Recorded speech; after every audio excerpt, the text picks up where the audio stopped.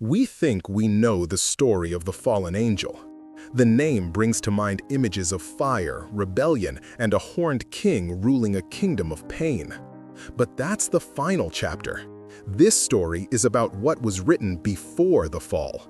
It's about the original identity of history's most famous villain, a being whose name was a title of impossible honor, Lucifer, the Lightbringer. This is the biography of an idea, from its perfect creation to its eternal damnation. Imagine a perfect tear in the fabric of heaven. Through this wound, a star is falling, not with grace, but with the violent, uncontrolled trajectory of an execution. This is Lucifer, the morning star, being cast out. His form, once the pinnacle of divine artistry, is actively corrupting in real time, a masterpiece being set on fire by its own creator. The light that once radiated from him now implodes inward, curdling into an all-consuming shadow. His wings, once said to reflect the glory of the throne, are shredded by the sheer velocity of his disgrace, feathers burning away to reveal scorched membranes beneath. There is no roar of defiance, only a silent scream that echoes as a tremor in the foundations of reality. A single divine decree has been issued, a judgment enacted as a permanent change to the laws of the cosmos. This is not just the fall of one angel. This is the birth of opposition. It's the moment the universe gained a shadow. The instant perfection was proven fragile. The story of reality suddenly had its antagonist. And in the heart of this cataclysm, the question that has haunted humanity is forged. Why? How could the most brilliant, most beloved creation declare war on his own source? The official answer is always the same: pride. But that's too simple. The truth is far more unsettling. To find it, we must journey back to a time before the rebellion, before hell even had a name. In this video, we will uncover Lucifer's forgotten role as God's most trusted architect. We will expose the true nature of his crime, rooted not just in pride, but in a dangerous, forbidden love for creation. And finally, we will reveal how his eternal punishment was not a banishment, but the very act that forged the realm of suffering we call hell. If you sense the official story of evil is missing its most important chapters, then stay with me. The journey from heaven's firstborn to hell's eternal king is far more terrifying than you have ever been told. To understand how heaven's most perfect creation became the architect of all evil, we need to unlock three secrets, three locked doors the official narrative prefers we never open. These are the promises of this video, the answers that await you.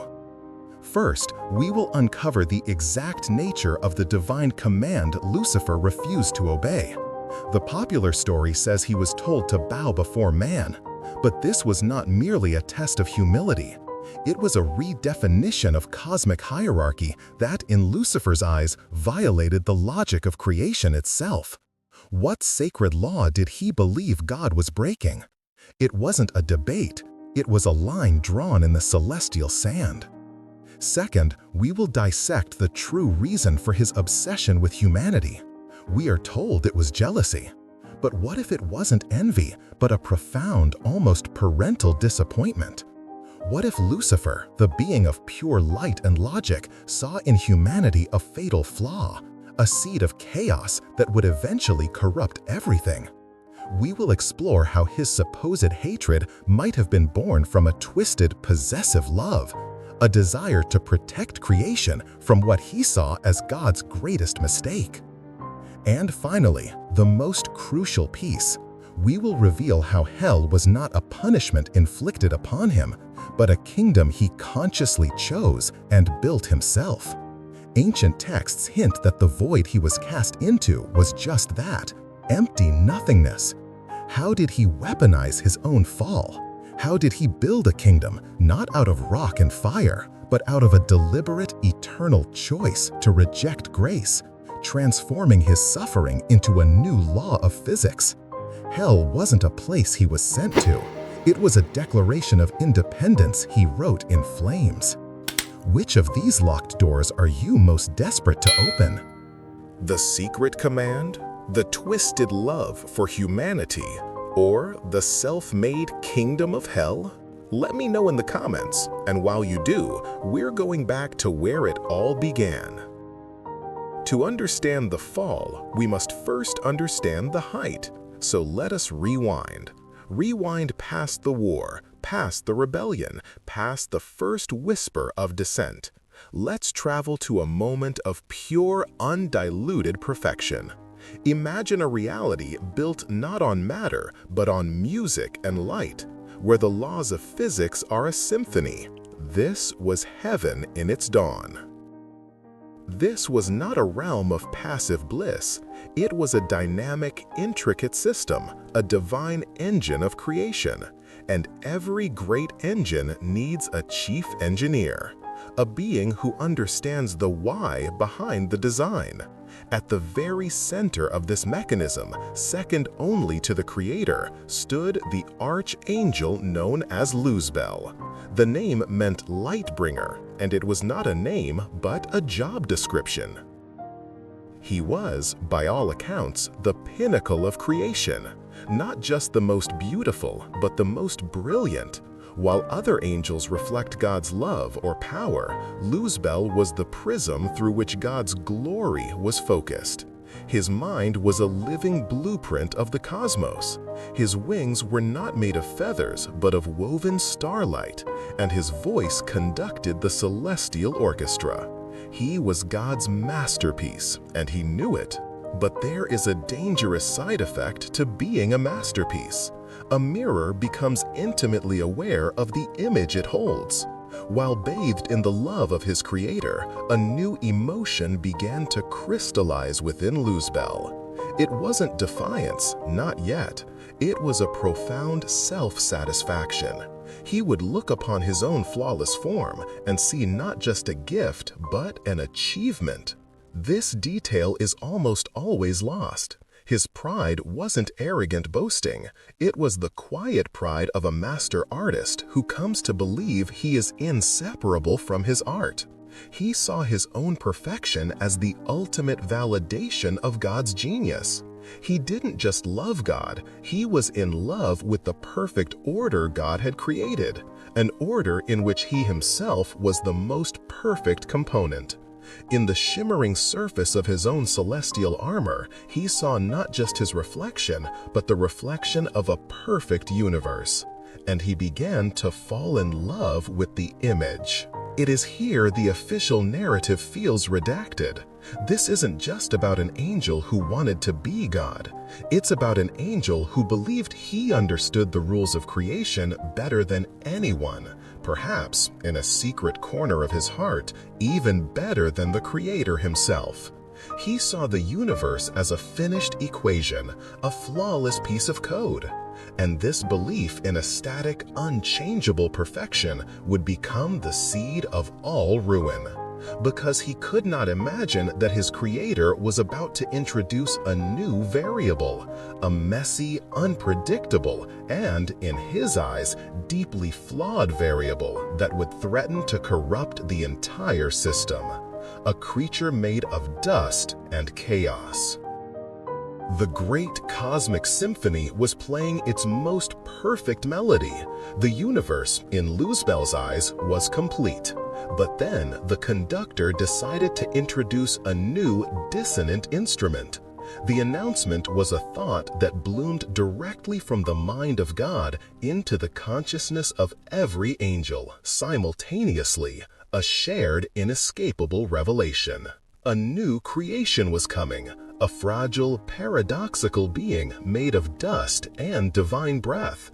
A creature of contradictions, capable of sublime love and petty cruelty. This creature was to be called man. And then came the second part, the part that fractured the eternal harmony. All the powers of heaven were commanded to bow before this new creation, not just to honor it, but to serve it. To most angels, this was simply a new verse in the divine song. confusing, but the composer's will was absolute. But for Luzbel, this was not a new verse. It was the sound of the composer setting his own masterpiece on fire. It was a fundamental violation of the cosmic logic he so deeply embodied. Serve a creature of mud and blood, a thing of messy emotions, and a lifespan that was less than a single blink in his eternal existence. This is where the official story feels constructed. We are told it was pure arrogance, a simple "I will not serve." But for Luzbel, it was a cry to protect perfection itself. To him, God was willingly introducing a virus into a flawless system. It was like asking a master architect to celebrate a rotting foundation in his most glorious cathedral. In his mind, it was an act of cosmic self-sabotage. He looked at the vision of humanity, these fleeting, fragile beings, and he didn't feel jealousy. He felt a profound, almost tragic pity. He saw their potential for chaos, their capacity for self-destruction. He saw them as a mistake. Bowing to them wasn't humility. It was an endorsement of a future filled with suffering, war, and sin. It was a betrayal of the perfect order he had helped to build. And in that moment of horrifying clarity, Luzbel made a choice. The silence in heaven was no longer peaceful. It was charged, a breaking point. While other angels began to bend their heads in acceptance, one figure remained perfectly still. Luzbel, the morning star, stood erect. The light from him did not diminish, but it changed. It grew colder, sharper, like the edge of a sword. He was no longer a mirror for God's glory, but a lens focusing all his power into a single point of defiance.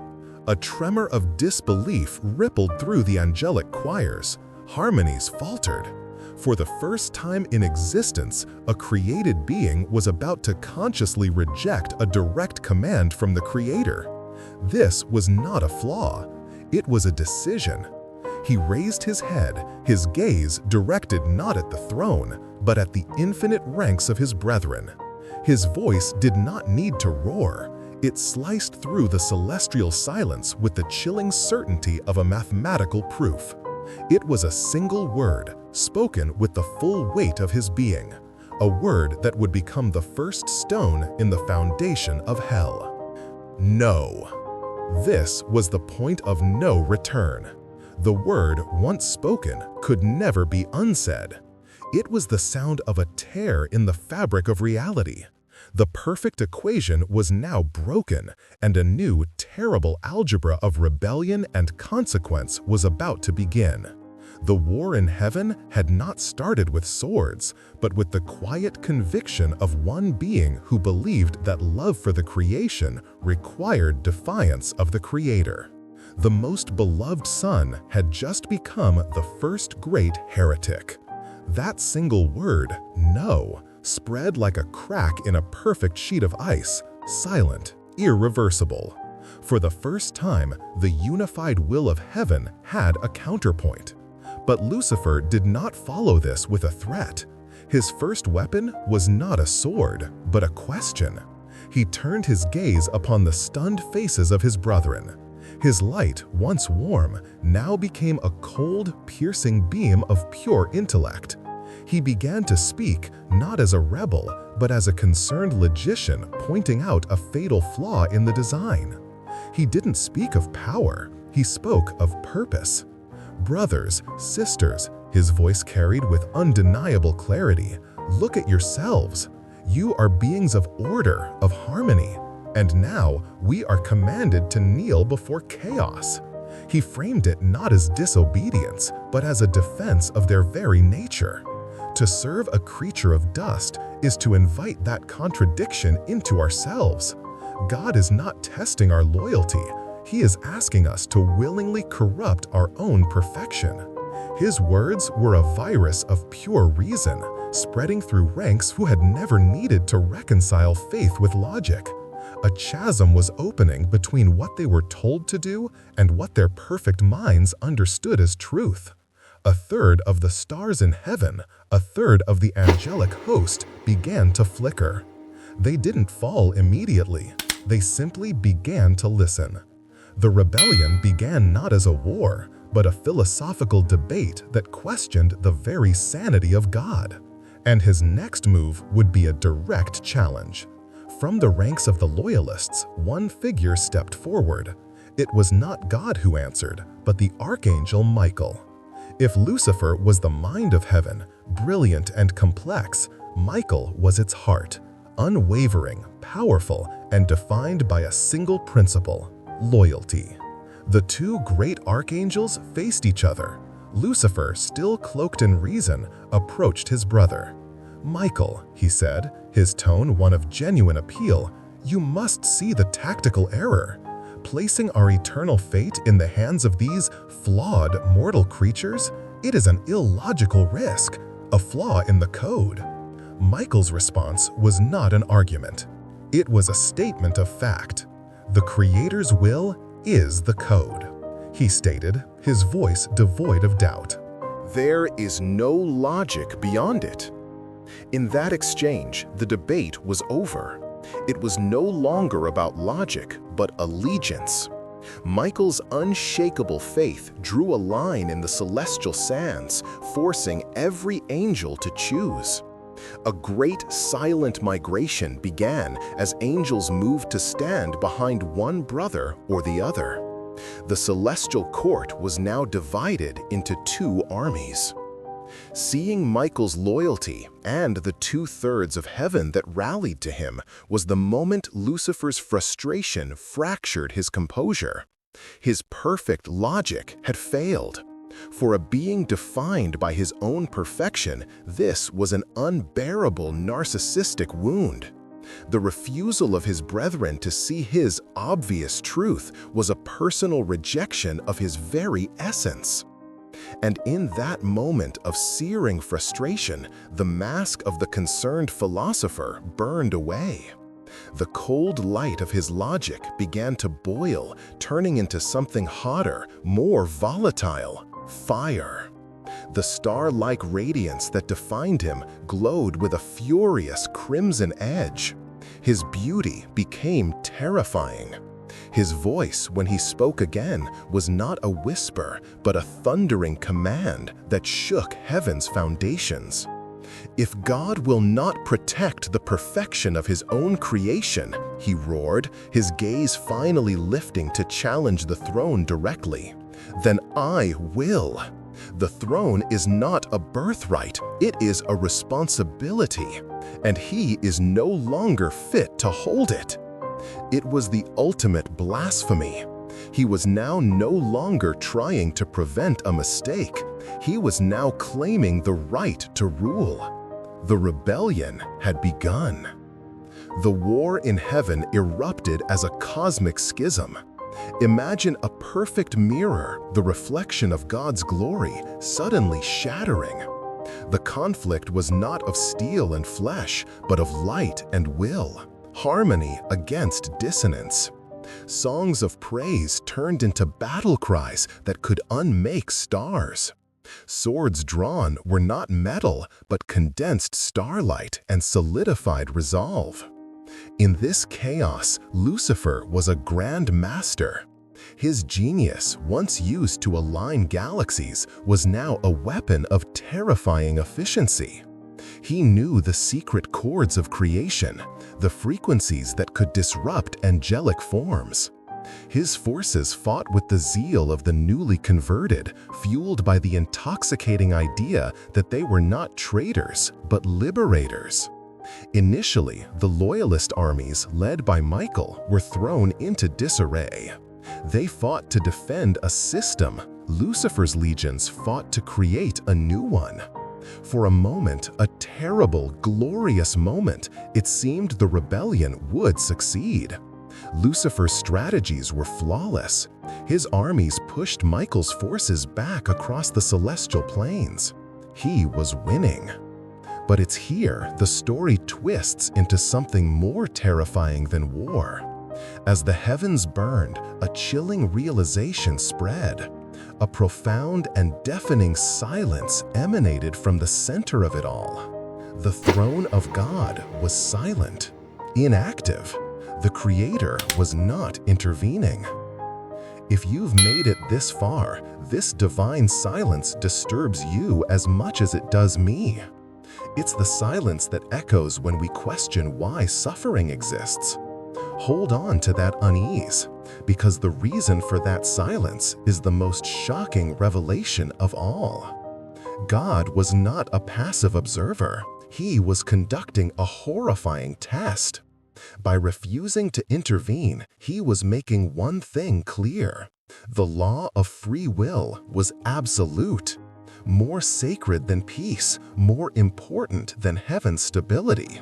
This was not his war to fight. He had given his children the capacity to choose, and now he was forcing them to live with the full consequences of that choice. The conflict was now a civil war where brothers tore each other apart while their father simply watched. This divine neutrality should have humbled Lucifer, but his ego was now too vast. He didn't see God's silence as a testament to free will. He saw it as weakness, fear. In his mind, the Creator was cowering. This was the moment his quest for freedom died and his lust for power was truly born. His victory was no longer about saving heaven. It was about proving his own inherent superiority. The empty throne was a vacuum of power that he, and only he, was worthy enough to fill. The prize was now the crown itself. The stage was set for the final act. The two greatest archangels, brothers in creation, stood as embodiments of opposing cosmic laws. Absolute faith versus absolute self. Michael, his form ablaze, was a living channel for the divine will. This is the critical mistake that pride always makes. It confuses the container with the source. The battle was a collision of realities. Every strike from Michael was a statement of divine truth, a harmonic chord seeking to restore order. Every counter from Lucifer was a masterpiece of combat, a complex solo seeking to impose his own will. For a time, his genius was breathtaking. He parried divine law with flawless logic. He was a single, perfect note holding its own against a symphony. But a single note cannot sustain itself forever. Michael's strength never wavered. Its source was infinite. Lucifer's was finite, tied to his ego. As the battle raged, a terrifying realization dawned. For every blow he landed, Michael's light reformed.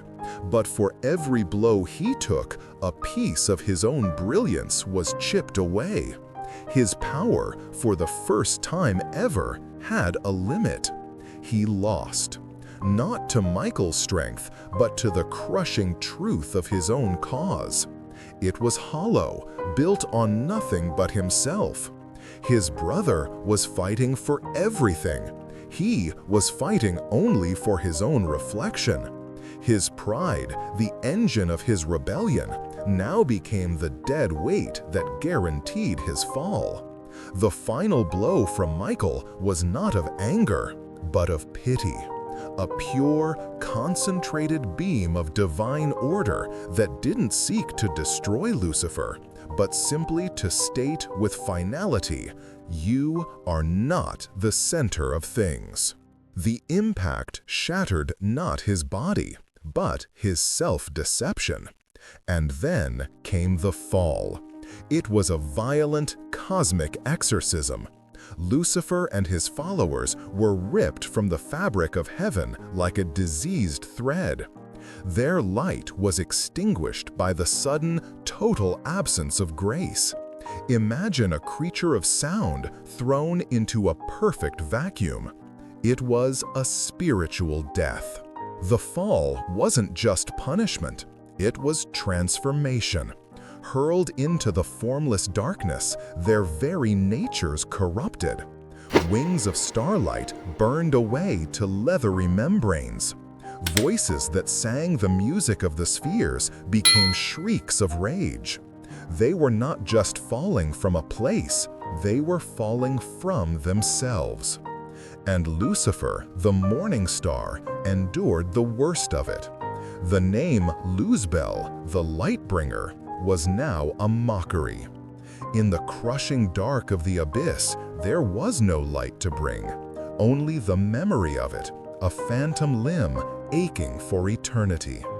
This was the absolute bottom, the loss of home, beauty, power, his name, the complete failure of his perfect pride. He who sought the throne now had no ground to stand upon. He was nothing, falling through an endless nothingness. His great rebellion had ended not with a crown, but with a scream that no one could hear. The impact was not an impact at all. There was no ground to hit. Lucifer's fall ended with a cessation of movement, a horrifying arrival in a place that was the definition of absence, the primordial void, the outer darkness, a realm without dimension, time, or law. The symphony of creation was a song he could no longer hear. Here, stripped of his radiance, his name, and his purpose, he was utterly alone. He was just a consciousness, a single agonizing point of memory and pain suspended in an eternal, unfeeling nothingness. And in this desolation, a single sensation bloomed. Not a voice, but a phantom feeling, a faint echo of grace from a universe away. It was the memory of God. It was a silent offer, a chance. The path of repentance was there, a thread of light so thin it was almost imaginary. All he had to do was feel remorse. All he had to do was admit he was wrong.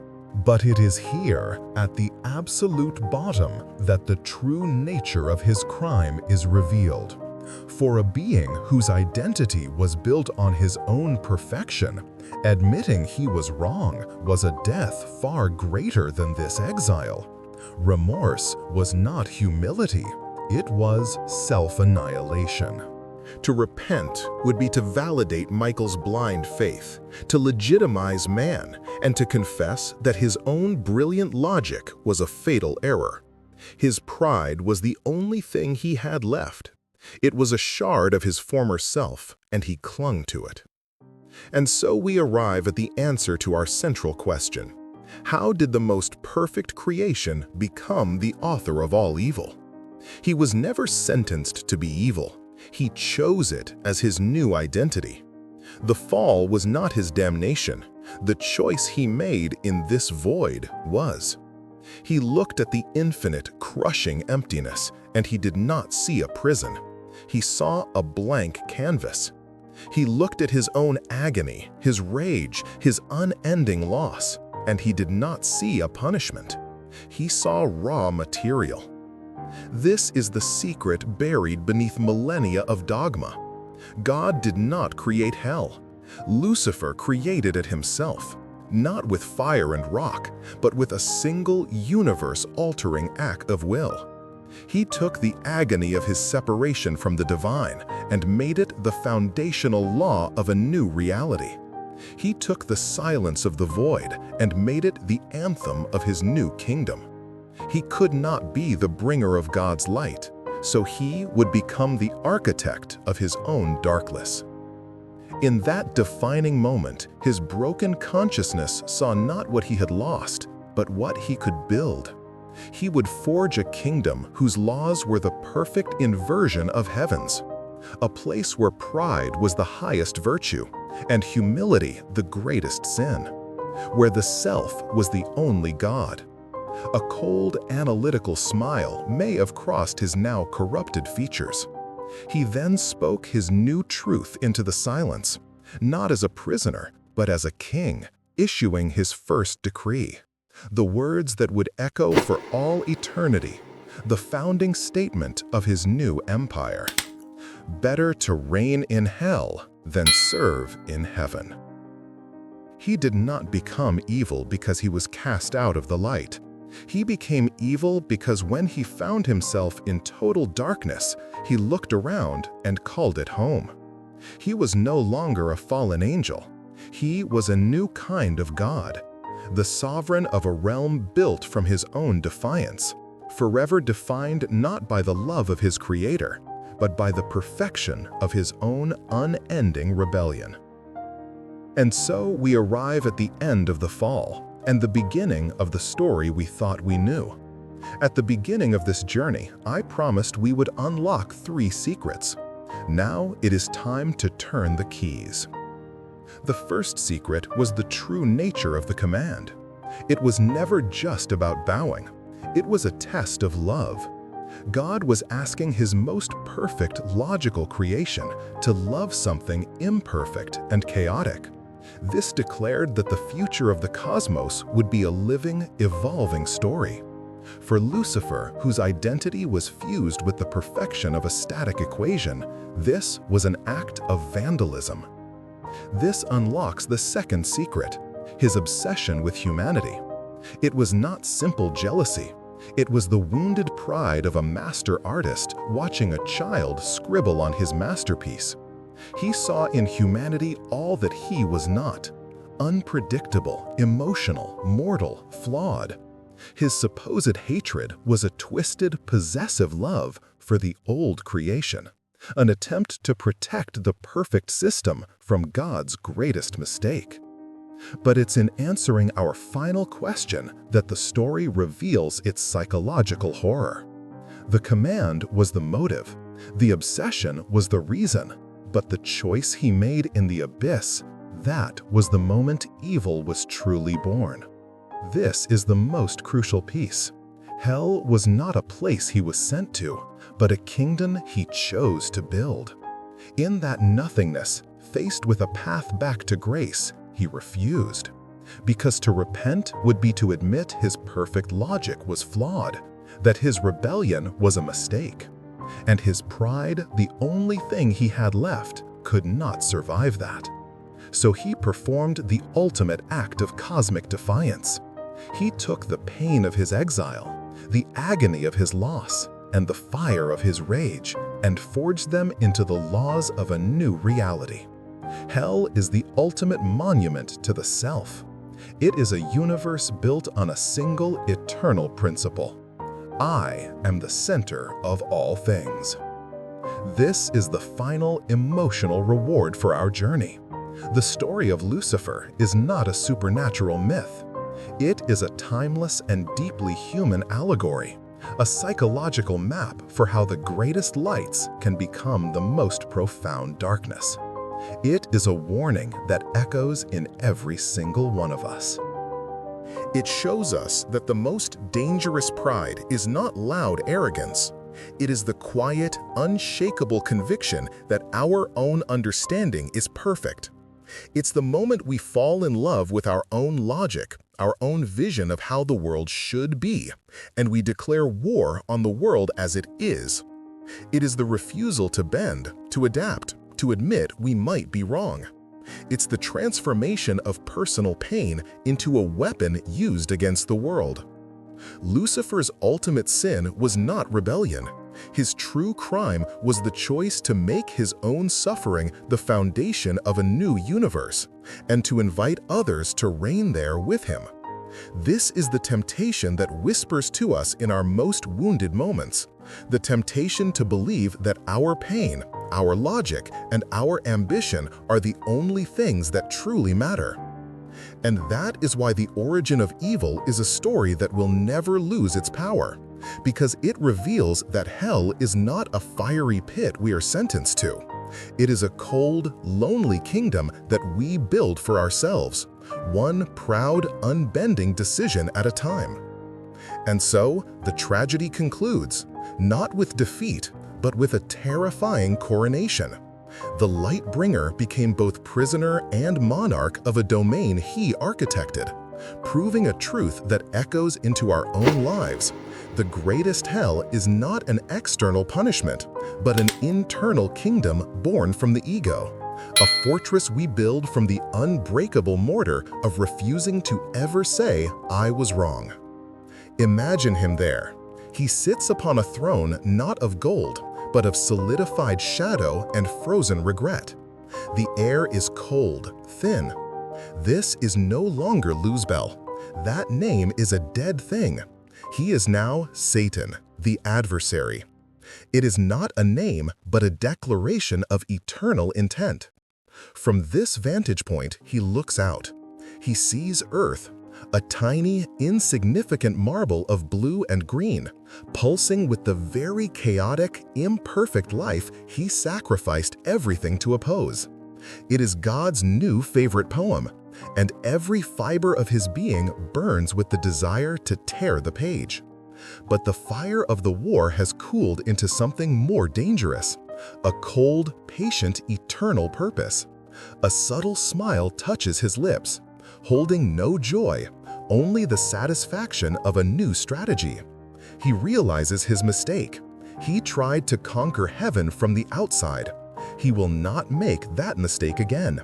The war for the throne was lost, but the war for the souls of God's new beloved creation, that war was just about to begin. His campaign against the Creator was not over. It was evolving. His next act of revenge would be waged not with armies, but with a single, perfectly placed whisper in the shadows of a new garden. It would come in the form of a serpent, the promise of a forbidden tree, and the slow poisoning of humanity's innocence. He would not destroy God's creation. He would teach it to destroy itself. His rebellion was about to become our inheritance. The story of Lucifer's fall is only the prologue to his war on us. And if this account of how evil was truly born has left you questioning the official narrative, then the story of what happened next has been even more deeply buried. If you truly want to understand his first act of revenge, you must join us. We will journey into the forgotten history of the Garden of Eden and reveal why the serpent's true identity and its real motivation are the most shocking secrets in the entire biblical narrative. Click the video on your screen now to continue the journey into the heart of that first fateful temptation and discover the lie that has defined humanity ever since.